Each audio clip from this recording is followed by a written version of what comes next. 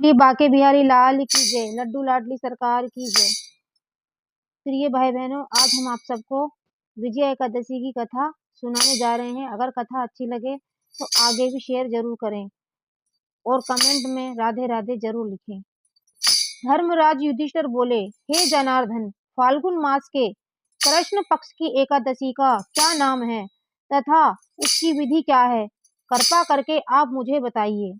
श्री भगवान बोले, हे राजन, फाल्गुन मास के कृष्ण पक्ष की एकादशी का नाम विजया एकादशी है। इस व्रत के प्रभाव से मनुष्य को विजय प्राप्त होती है। यह सब व्रतों में उत्तम व्रत है। इस विजया एकादशी के महात्म्य के श्रवण व पठन से समस्त पाप नाश हो जाते हैं।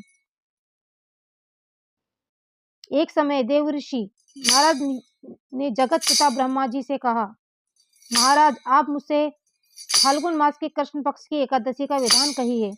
ब्रह्मा जी कहने लगे, हे नारद, विजया एकादशी का व्रत पुराने तथा नए पापों को नाश करने वाला है।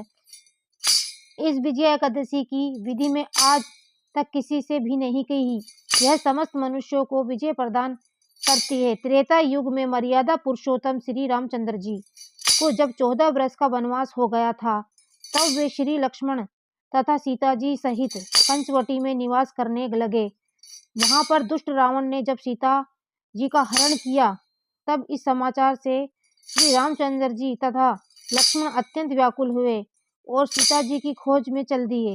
घूमते घूमते जब वे मरणासन जटायु के पास पहुंचे, तो जटायु उन्हें सीता जी का वृत्तांत सुनाकर स्वर्ग लोक चला गया।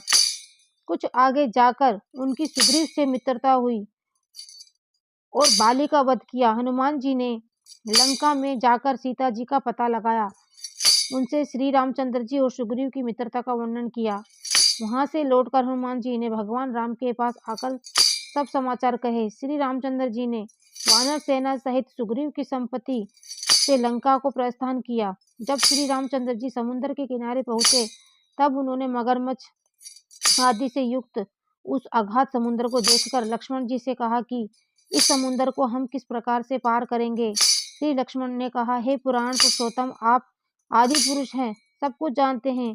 यहाँ से आधा योजन पर कुमारी द्वीप में वकदालभ नाम के मुनि रहते हैं। उन्होंने अनेक ब्रह्मा देखे हैं। आप उनके पास जाकर इसका उपाय पूछिए। लक्ष्मण जी के इस प्रकार के वचन सुनकर श्री रामचंद्र जी वकदालभ ऋषि के पास गए और उनको प्रणाम करके बैठ गए।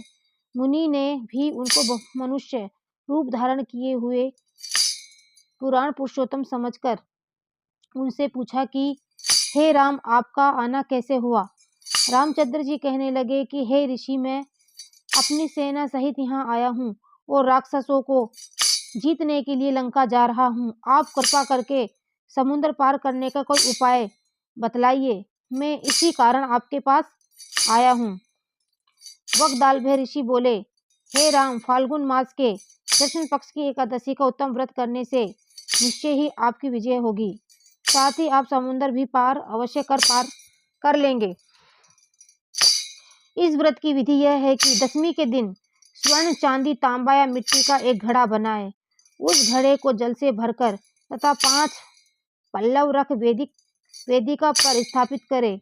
उस घड़े के नीचे सतनजा और ऊपर जो रखे, उस पर श्री नारायण भगवान की स्वर्ण की मूर्ति स्थापित करे। एकादशी के दिन स्नादि से निर्मित होकर धूप, दीप, नैवेद्य, नारियल आदि से भगवान की पूजा करें। तत्पश्चात घड़े के सामने बैठकर दिन व्यतीत करे और रात्रि को भी उसी प्रकार बैठकर जागरण करे।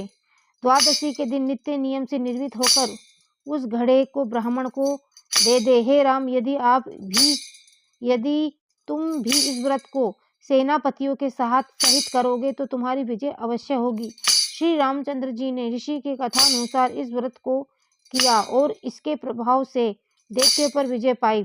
अतः हे राजन, जो कोई मनुष्य विधि पूर्वक इस व्रत को करेगा, दोनों लोकों में उसकी अवश्य विजय होगी। श्री ब्रह्मा जी ने नारद जी से कहा कि हे पुत्र, जो कोई इस व्रत के महात्म्य को पढ़ता है या सुनता है, उसको वाजपेयी यज्ञ का फल प्राप्त होता है।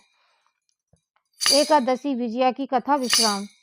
प्रिय भाई बहनों, एकादशी के दिन ये कथा जरूर सुने और शेयर भी करें और कमेंट में राधे राधे भी लिखें।